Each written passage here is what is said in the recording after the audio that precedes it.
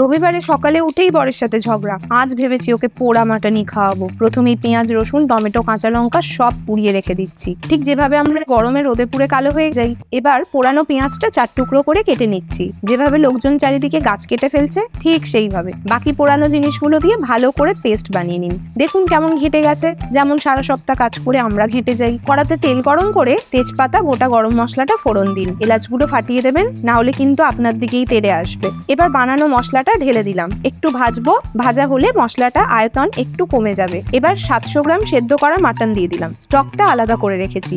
সাথে 1/4 টিস্পুন হলুদ, 1 টিস্পুন লঙ্কা গুঁড়ো, 1/2 টিস্পুন জিরে এবং 1 টিস্পুন ধনে গুঁড়ো দিয়ে একটু কষিয়ে দিন। সেদ্ধ করা মাটনের স্টকটা এবার দিয়ে একটু ফুটিয়ে নামিয়ে নিচ্ছি। কিন্তু কি, এটা তো খেতে ভালো হয়ে গেছে, এমনটা তো কথা ছিল না। এই জন্যই বলি বেশি পাঙ্গা নিতে এসো না, শেষমেশ আমারই তো লাভ হলো। আপনারা অন্তত চ্যানেলটা সাবস্ক্রাইব করে দিয়ে যান।